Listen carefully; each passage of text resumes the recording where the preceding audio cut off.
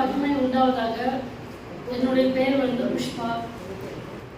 நான் இஸ்ரேலையா பாஸ்டருடைய ஊழியத்தில் தேவ கிருபையினால என்னை அழைக்கப்பட்ட தேவனுக்காக இந்த ஊழியத்தில் நானும் இருக்கிற இந்த சபையில் நானும் நீ இன்றைய தினத்தில் நிற்கிறேன்.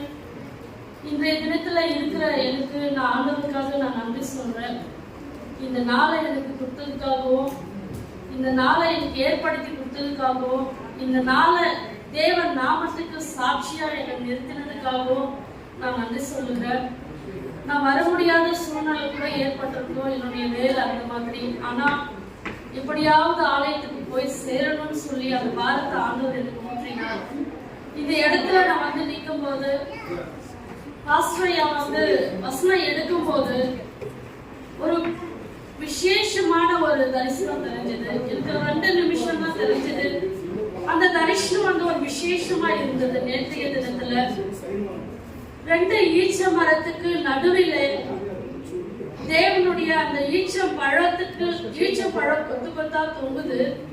அந்த 2 ஈச்சம்பழத்துல இருந்து 2 மரத்துல இருந்து ஒரு புதிய வெளிச்சம்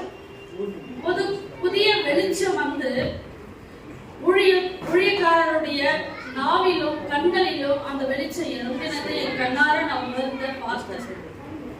ஆண்டவர் நாமத்துக்கு நான் மகிமையாக இந்த காரியத்தை சொல்லும்போது இந்த ஊழியத்துக்கு ஒரு சாட்சியா நானும் நிற்கிறேன்றது நினைக்கும் போது நான் ரொம்ப சந்தோஷப்படுறேன்.